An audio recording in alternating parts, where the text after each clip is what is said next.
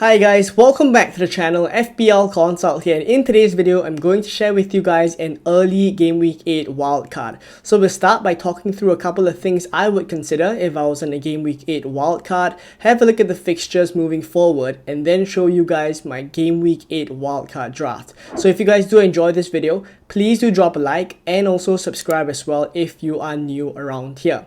So let's start off with the first point on the graphic here, and that is that Game Week 8 and Game Week 12 are the two main fixture swing windows left until we get the next wildcard. What I mean by this is fixture swing windows generally are the ones where, or the game weeks where the wildcard is more popular, simply because there are either swings from bad to good fixtures or good to bad fixtures for the main teams that we like to target. For example, Arsenal, Liverpool, Man City, the list goes on. Now basically, the fixture swings here kind of make it a good week to wildcard because we can hop off the players that we may be heavy on that have bad fixtures moving forward and then jump on the ones with good fixtures. So Game Week 8 and Game Week 12, in my opinion, are the main 2 weeks where I would think a wildcard is popular in. So now in Game Week 8 specifically, it's also the international break, so I think it makes it an even more attractive week to wildcard. You can obviously react to injuries that happen during the international break, and thereafter build a squad that can last you quite a long time. So just on the point of the next wildcard as well, we would only get it after Game Week 19, so essentially we have to navigate quite a good number of game weeks with this wildcard if we are using it now in Game Week 8. So you have to plan for the long term, look at the fixture run for the next 6 game weeks, which is what we're going to do later on in the next section, but also just have a bigger picture view all the way until Game Week 19 and kind of assess for those picks that you need to keep for that long of a period of time, which ones are the ones you're okay to go with as well. So that's what I would say for the first point. The second point speaks out to the people who are set on a Game Week 8 wildcard. If you are dead certain that you want to activate the wildcard in Game Week 8, do it right now as you're watching this video, because there will be many price rises over the international break. You don't want to be caught in a situation where, had you brought in this player earlier on your wildcard, you would have caught the price rise and kind of made a bit of team value there. So you can be sure there will be lots of price rises happening over the international break. Same with price drops as well. So my advice would be take this opportunity to make a bit of team value. The last 3 points here kind of focus on teams and players that I think either are in our teams already or would be relevant for a Game Week 8 wildcard. So the first question I would ask myself in terms of Arsenal here is how many Arsenal players to include on the Game Week 8 wildcard. Why this is relevant is simply because in Game Week 8 there's Bournemouth away. I won't say that's a super difficult fixture for Arsenal at all. I think they would do quite well in this fixture. It's mainly the Game Week 9, 10 and 11 fixtures that are very tricky for Arsenal, in which it makes me think maybe we don't have to go so heavy on them. But then again, the counterpoint to that is, after Game Week 11, so starting from Game Week 12 onwards, they go on this insane run where you pretty much want to be tripled up on Arsenal from the get-go. So that's why it's quite a tricky decision right now as to kind of deciding how many Arsenal players you want to include now. If you go light on Arsenal, you will have to spend a couple of transfers later down the road from Game Week 12 onwards to bring them in, and vice versa, right? If you go heavy on them now, then basically you don't have to spend that many transfers to get them in later on. So definitely a team that's worth considering and targeting. Is just a question of when and how many players we want to include. Now, for the next point on City, they are in the midst of their very good fixture run. It started from Game Week 7 with Fulham at home. Now in Game Week 8, they also have a decent enough fixture in Wolves away. So I do think City is definitely a team to target now. Generally, they're always a team to target, but I think looking at the fixtures wise and how good it is, it begs the question as to whether it's worth taking a risk to go heavier on City. So not just have Erling Haaland, but go for maybe 1 or 2 other players.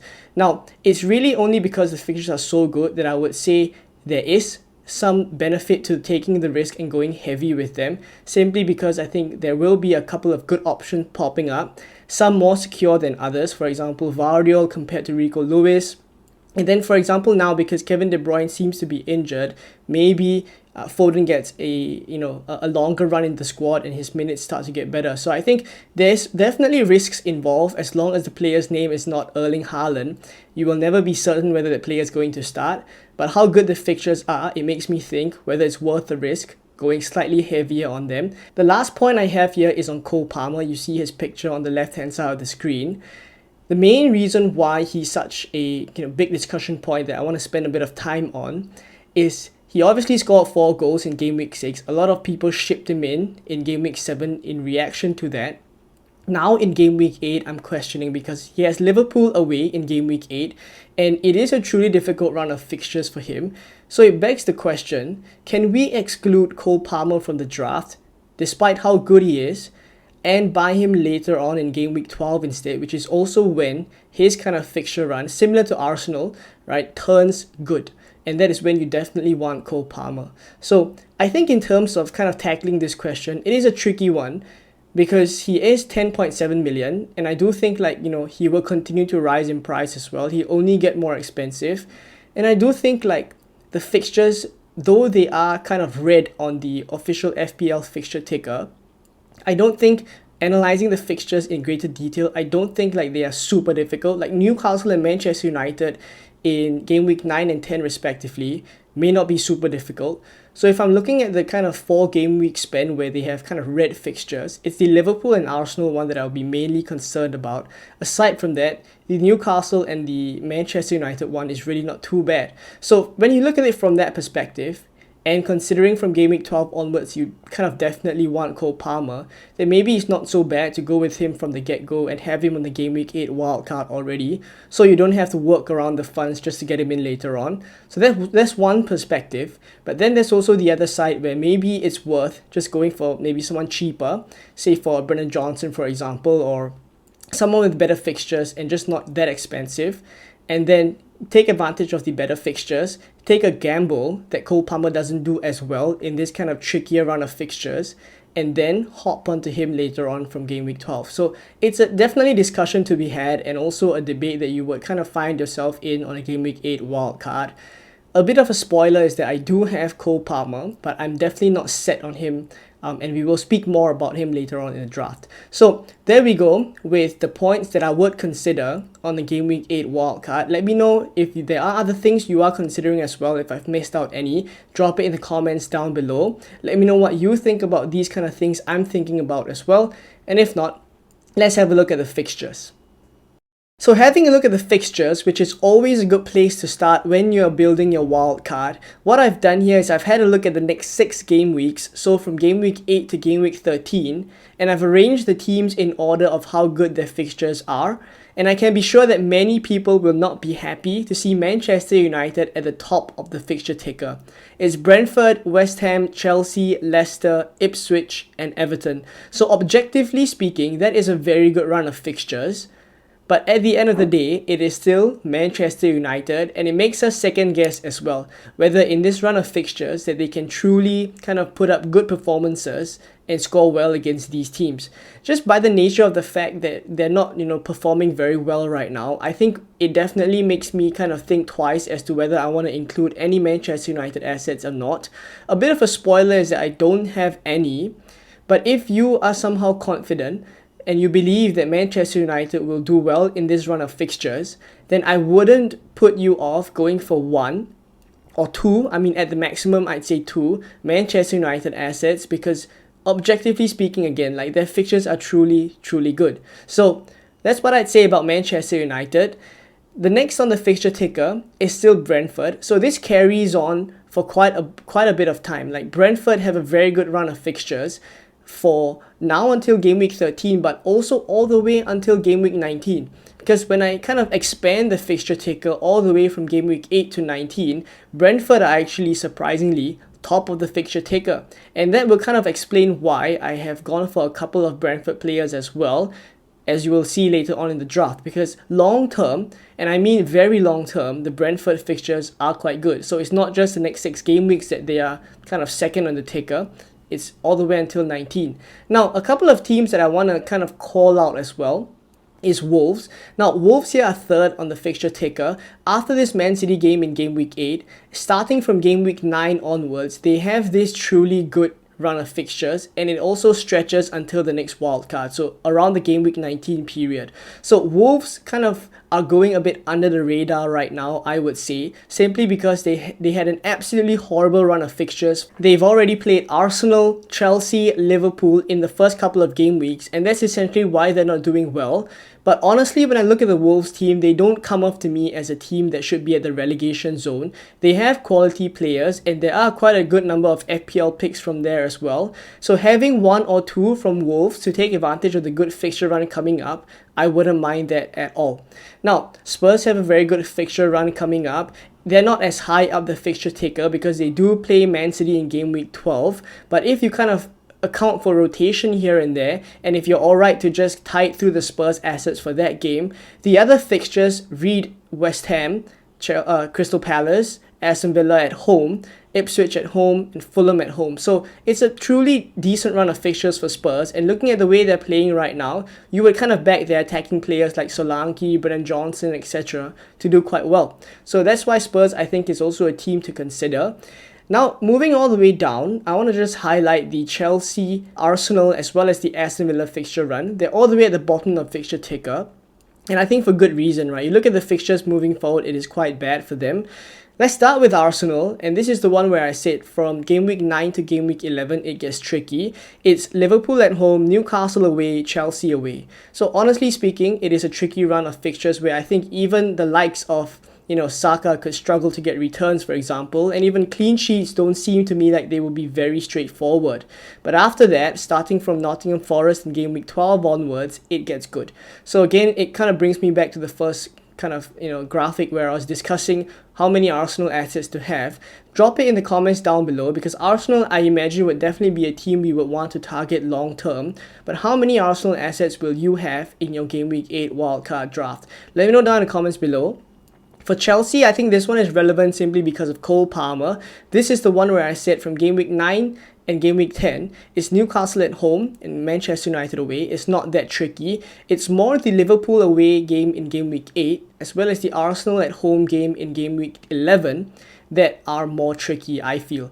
The game week 9 and 10 fixtures, I think on paper it could look difficult, but I still back Cole Palmer to do well in. From game week 12 onwards, it's needless to say it's a very good run of fixtures for him, so I wouldn't be worried having Cole Palmer from 12 onwards. But if I don't go with him on game week 8 wildcard, I honestly think I'd be thinking of ways to get him in by game week 12. So that's for Chelsea. The last point here is on Aston Villa, and I think the reason why I wanted to highlight there at the bottom of the fixture ticker is because in recent times there have been quite a number of good FPL options that have come out from Aston Villa. Ollie Watkins has been firing quite well. Rodgers has seemed like quite a good enabler as well. But the fact that they are all the way at the bottom of the fixture ticker, Fulham away in game week 8 is decent. Bournemouth in game week 9 is not too bad as well. But then it's Tottenham, Liverpool and Chelsea in the next 4 game weeks. And those are all away fixtures. So no home fixtures at all in these kind of difficult fixtures moving forward. I do think like Aston Villa might struggle a little bit, in which case I think maybe we can look elsewhere in terms of enablers for Morgan Rodgers, and maybe spending the funds on Ollie Watkins up front may not be the most ideal. I may choose to spend it elsewhere as well. But of course, if you are hot on Aston Villa and you do think like they will do well despite this fixture run because of their form right now, which looks pretty incredible as well, I have to agree with that, then maybe you can consider having maybe 1 or 2 Aston Villa assets. So that's just what I would say there at the bottom of the fixture ticker. So there's things to consider. If not, there we go for the fixture ticker. Feel free to pause here in terms of assessing all the other teams. I won't be talking about every single one of them, but I think I've kind of highlighted the ones I wanted to highlight. So now let's have a look at the Game Week 8 early wildcard draft. So let's talk through an early Game Week 8 wildcard draft to show you guys where I'm at the moment, but the usual caveats apply in that there will be changes made to the draft, especially now it's the international break, so if injuries happen to players, I will have to make changes, so I will upload an updated one later on in the international break, but for the time being, I quite like the one that we have here. So the team value is 100.3 million, so relatively affordable, and the formation is a 3-5-2 formation. Essentially, I've dropped the last forward down to the bench as a 4.5 million bench fodder. I've taken all the money out and I've put it in midfield. As you will see later on, I do think there is more value in going for the kind of premium midfielders now, and that is why I've kind of gone with a 3-5-2. So speaking about the goalkeepers first, I have Flecken and Fabianski.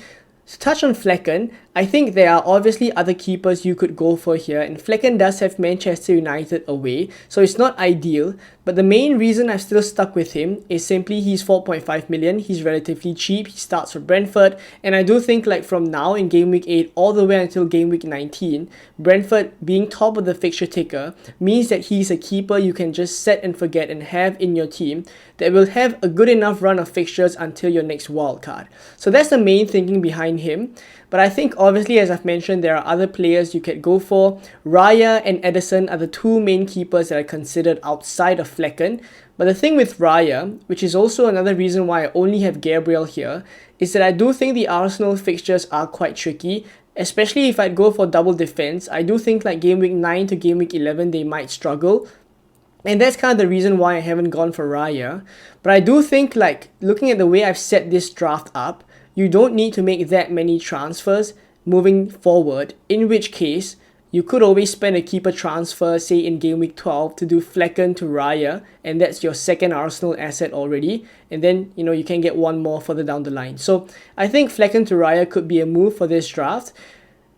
I also do think like Edison is a player that I did give some consideration to, but the main reason why I haven't gone for Edison is because I'm already tripled up on Man City. I have Vardiol here, I have Haaland up front, and I also have Foden in midfield, which we'll speak about in a bit. But it's simply because if I go for Edison, I have to give up one of Vardiol and Foden, and I'm not too keen on that. So again, that's why I've kind of defaulted back to Flecken. But let me know down in the comments below, aside from these three keepers that I've mentioned, who else are you considering for your Game Week 8 wildcard?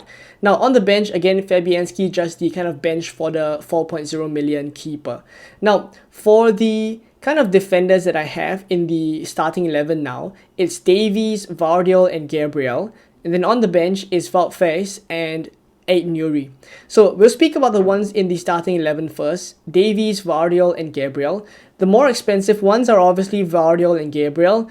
Gabriel here for me feels a bit of a hedge. I don't want to go with no Arsenal defenders, given that they're honestly quite good in terms of defensive numbers, and that's kind of why I think despite difficult fixtures, I don't mind having one.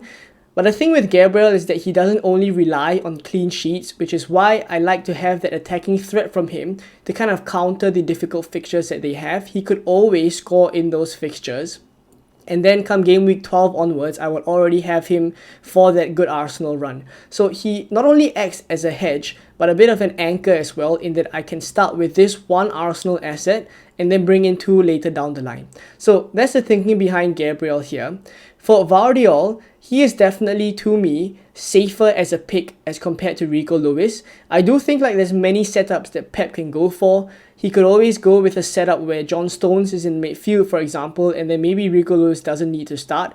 And then, of course, there's the ideal formation where Rico Lewis is kind of, roaming about, inverting from full back, and thereafter Vardiol is in a bit of the back three formation kind of a situation. Either ways, despite all these different setups here, I think Vardiol is a mainstay in all these different setups that I see, but Rico Lewis does not come across to me as one that is as indispensable as Vardiol. And because of that, and the good fixture run that Man City have moving forward, I kind of want a bit more of a stable pick. And then if, for example, Kyle Walker, who is the key to unlocking Vardiol being advanced, plays in the same game as Vardiol, then I do think like we've hit the jackpot, and Vardiol would be playing not only for a City defense with good fixtures, but in the attacking position that we'd like him to play. So that's the thinking behind Vardiol and why I haven't gone with Rico Lewis in this position, despite Rico Lewis being cheaper. And then there's Davies here. Now, Ipswich are actually 4th on the fixture ticker. I did not mention just now, but they do have a decent run of fixtures.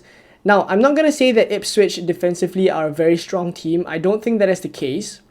But I think because they have a decent enough run, And Leif Davis actually has been quite unlucky not to get attacking returns in that he's put up very decent numbers. He's created very good chances as well from that fullback position. I do think like with the fixtures coming up, there's a potential of a double-digit haul coming up. So because of that, and how attractive he is at that 4.5 million kind of price range, I've gone with him here, not to start him every single game week, because you see 8 Nuri is on the bench. He has Man City now in game week 8, so that's why I've benched him.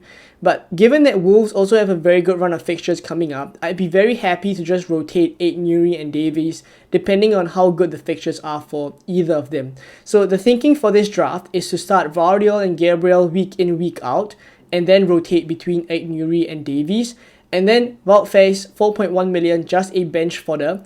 He's not 4 million, and I've spent an extra 0.1 there, but it's simply because I think Leicester actually do have a decent enough run, in which case if you are down to kind of injuries, for example, that need to play Wout Faes, it's not the worst thing in the world. So there we go with the players in defense as well as the goalkeepers. Let's have a look now at the midfielders. Now in midfield, I've gone with Mbeumo, McNeil, Foden, Johnson and Palmer. So one look and you can already see this is quite an expensive midfield, and it's the main reason why I've had to drop the third forward spot down to a 4.5 million bench fodder in Chiwome, who's last on the bench right now. So I'll speak about Cole Palmer first. Now, I'm by no means set on this pick. He has Liverpool away in game week 8, and I know that he does have a tricky fixture run coming up. But it's really at this kind of premium price range for a midfielder that I'm comparing between Palmer, Saka and Son as the others that I've considered. Now I'll compare one by one in Palmer versus Saka first. So Saka does have Bournemouth away, so it's an alright fixture for him in game week 8. But after that, from game week 9 to game week 11, it's a tricky run of fixtures. And when I assess Palmer's fixtures as well, yes, Liverpool away is not the easiest fixture. And then in game week 9 and 10, I'd say it's not as difficult in that Newcastle and Manchester United, Newcastle are struggling away from home and Chelsea are playing at Stamford Bridge for that game. Manchester United, they are not performing as well. So I think in those games, Palmer could score. And then Arsenal in game week 11 is kind of an even fixture for both Saka and Palmer. So when I assess the fixtures in this light and I look at the profile of players as well, Palmer to me is a player that feels as if he wants to continue getting goals and he's hungry to score them. Saka is very content to me with kind of being a creative outlet for Arsenal, creating chances for them. By all means, he could obviously score, and he's also on penalties as well, so I won't rule out goals for him during this tricky run of fixtures, but Palmer to me feels like a bit more of an explosive asset, especially with a tougher fixture run for both of them. So Palmer for me over Saka for this next few game weeks. And I also do think like when I compare Palmer with someone like Son, then I look at Spurs as an attack in general. I think there are many options to go for, and there are cheaper players that I could very well gain an entry into the Spurs attack, and Johnson, who's right beside Palmer here, is one of those kind of players. I think Kulusevski, Maddison are also players worth considering. But my point is to say that I think there are many players from Spurs outside of Son that you could go for to cover the Spurs attack. But I don't think it's the same for Chelsea in that Palmer for me feels really like the talisman for them. So that's kind of why, again, I've defaulted to Palmer here. And it's still why I think for the time being, despite the tough fixtures, I have him here. I'll go back to the point that I said in the start of the video, in that there's always decent enough consideration to be given to go without Palmer here and then only get him in game week 12 because it is a tough run for them.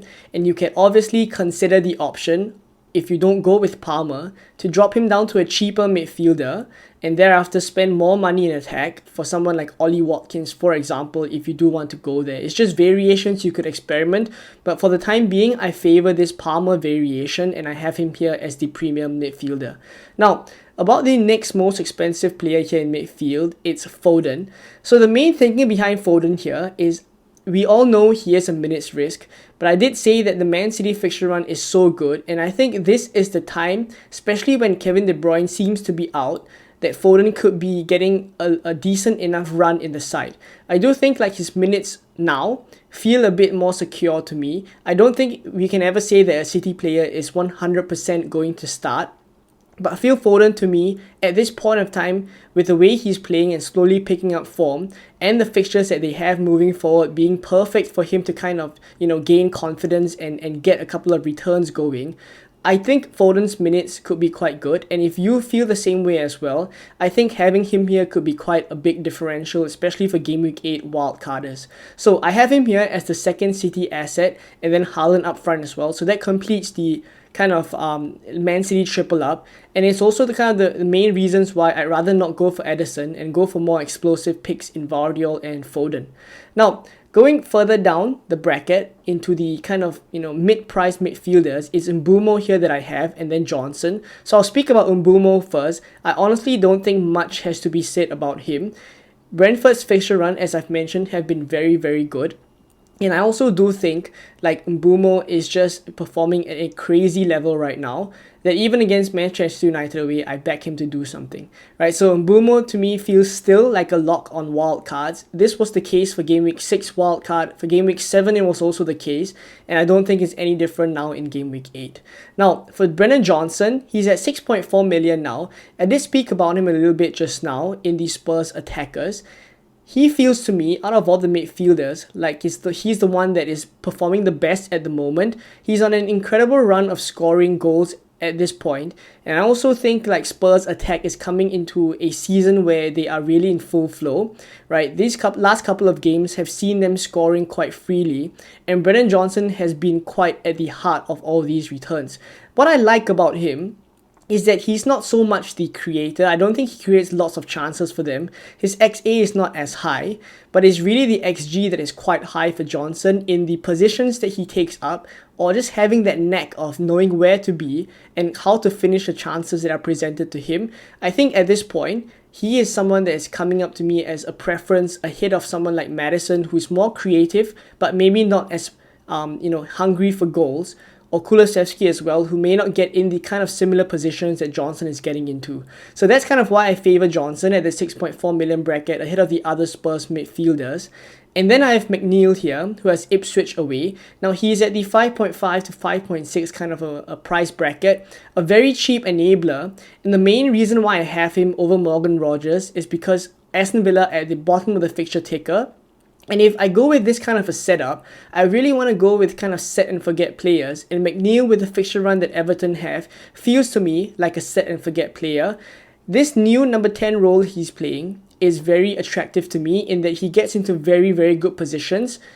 Recently, in the first few game weeks, we've already seen him pick up quite a good number of returns, and there's always set-piece threat with McNeil because he's on free kicks, he's on corners as well, that they have very good aerial threats such as Tarkowski, for example, and Dominic Calvert-Lewin that can finish the assists or the crosses that McNeil puts into the box. So many routes to points for McNeil. Quite nailed for 90 minutes as well. Hasn't missed any game so far this season. I like him over Morgan Rogers as the enabler for the Game Week 8 wildcard. So that's the thinking behind all these 5 players that I've gone for. Now I know, as I've mentioned, there are many other assets within the midfield bracket that you can go for, like Son, for example, is an option, Saka as well. Other cheaper midfielders can also be considered. So let me know in the comments down below if I've missed out any of them, and if you do think like any should be considered in the updated draft, I'd be keen to know. But for now, this is where I'm at in terms of the midfield 5. Let's have a look at the forwards. So up front, I don't think these 2 picks here are surprises by any means. It's Solanke and Haaland. Haaland for me, obviously a lock on a Game Week 8 wildcard. You will be captaining him for most weeks as well, looking at the Man City fixture run. So he's one of the first names here. And I would say that Solanke is also one of those players I'm quite certain I want to have on a Game Week 8 wildcard. It's simply because I think Spurs fixtures moving forward are really good. And aside from Brennan Johnson, Solanke is another player that has been performing at a very high level for the Spurs side. I like the minutes he's getting as well. He's been very good for minutes as long as he's fit. He did miss out in a couple of games in the earlier game weeks because of injury. But aside from that, the moment he's come back, he's been good for 90 minutes. And also, I think Solanke offers something different from the other Spurs assets in that he's always going to be lurking in and around the box. he has obviously that knack of being quite a bit of a poacher as well. In the recent goals he scored, I think just that knack of being a very kind of fox in the box kind of player, he has the knack of picking up goals. The only concern for me is that despite him picking up goals, he has not been getting bonuses. But I think that also comes down to the fact that in the last few couple of games, Spurs have done well. They have done very well. They have some defenders have returned. Van de Ven has got an assist as well as a clean sheet. Johnson also in a couple of games picked up 2 returns. So I think maybe kind of looking at the different circumstances, you could kind of argue that Solanke should not be getting bonus in those games because of other players performing better.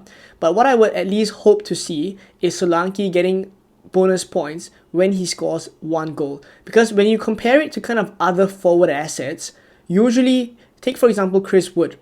The moment he scores a goal for Nottingham Forest, he's going to get those 3 bonus points, or maybe 2. Right, so Solanke for me, that's the only concern with him. If not, I think looking at the fixtures that they have and the way that he's playing right now, I cannot see myself going without Solanke. So it's, again, looking at the kind of a big picture view here of this wild card, I would say double Spurs, which I think I'm fine moving forward, especially with how good their attack looks. It's triple Man City to take advantage of the good Man City fixture run. There is certain risks involved here, obviously, by going heavy on City.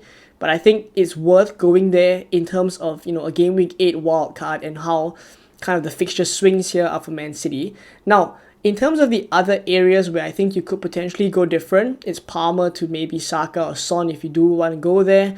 In terms of goalkeepers as well, I think Raya if you still back the double Arsenal defense. And then Brumo, for me, is a bit of a lock. Davies, I think there's other 4.5s you can choose to go for. I think at this point, I still have him here because of kind of the explosiveness that he possesses. But if not, this is where I'm at for a Game Week 8 wildcard draft. Again, it's a very early draft, so changes to be made as we go along. Let me know what you guys think of it in the comments down below. Do you like it? Do you not like it? What changes you would make? But if not, thank you guys for watching to this point. I hope you guys enjoyed this video and found some use in it. If you did enjoy it, please do drop a like. Please do subscribe as well. And I will catch you guys in more Game Week 8 content over the international break very, very soon. Bye-bye.